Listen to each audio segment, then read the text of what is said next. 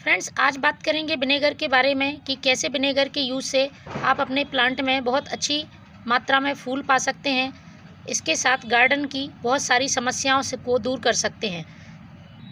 Vinegar हम सभी के घरों में रहता है और इसकी बहुत थोड़ी सी मात्रा हमारे गार्डन की बहुत सारी समस्याओं से निजात दिलाती है। पहले यदि बात करते हैं सॉइल की, तो सॉइल की एसिडिटी को बढ़ाने का काम ये विनेगर करता है। आगे वीडियो में बताऊंगी किस तरह से आपको इसका यूज़ करना है और कितनी मात्रा प्लांट के लिए लेनी है। तो ये जब हम कंटेनर गार्डनिंग करते हैं या पॉट में गमले में अपने प्लांट लगाते हैं तो बार बार पानी देने से या फिर केमिकल फर्टिलाइज़र या केमिकल इंसेक्टिसाइड के यूज़ करने से प्लांट की एसिडिटी कम हो जाती है, सॉइल का पीएच गड़बड़ हो जाता है। तो उस पीएच को बैलेंस करने के लिए विनेगर बहुत अच्छा काम करता है। और जितने भी फूल वाले पौधे हैं, गुलाब है, गुड़हल हैं, अपराजिता, सभी प्लांट पर इस विनेगर का बहुत ही कमाल का असर देखने को मिलता है।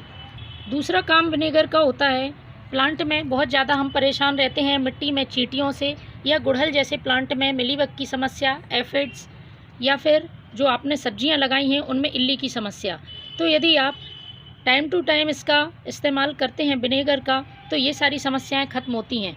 1 या 2 स्प्रे से ही मिलीबग की समस्या खत्म हो जाती है और चींटियां नहीं आती हैं। यदि आपके गार्डन में गिलहरी, बिल्ली, बंदर परेशान करते हैं तो उससे भी निजात मिल सकती है। उसका मैं तरीका बताऊंगी कि किस तरीके से विनेगर का आप इस्तेमाल करते हैं तो गिलहरी या बंदर नहीं आएंगे। साथ ही बिल्ली भी उसकी स्मेल से दूर रहेंगी, क्योंकि विनेगर में बहुत तेज़ स्मेल होती है और इसकी वजह से ये इस तरह के जानवर प्लांट के पास नहीं आ पाते हैं। इसके अलावा विनेगर का यूज़ आप गार्डनिंग में इस्तेमाल होने वाले टूल्स की सफाई में भी कर सकते हैं। यदि आप इसका यूज़ टूल्स को साफ़ करने में करते हैं तो टूल्स बहुत जल्दी साफ़ हो जाते हैं।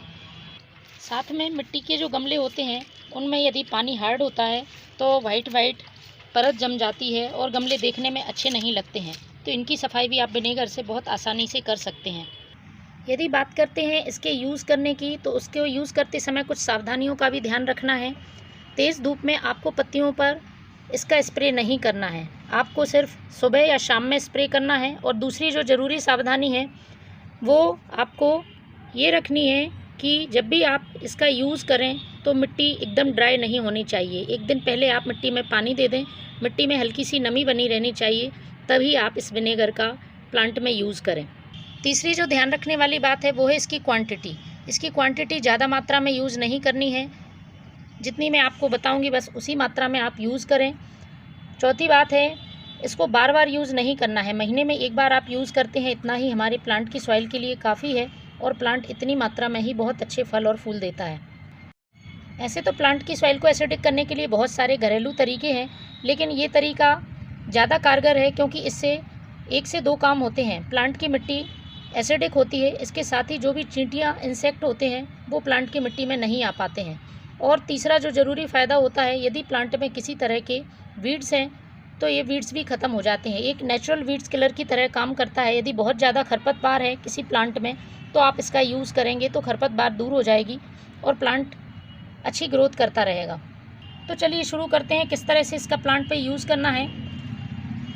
मेरे पास ये 2 तरह के विनेगर हैं, किसी का भी आप यूज़ कर सकते हैं। ये वाइट विनेगर है और ये एप्पल साइडर विनेगर है। लेकिन ये यदि एप्पल साइडर विनेगर आपके पास है तो ये ज़्यादा यूज़फुल है हमारे प्लांट के लिए, तो मैं इसका ही यूज़ करूँगी। और यदि आपके पास नहीं है तो फिर आप इसका यूज़ कर सकते हैं।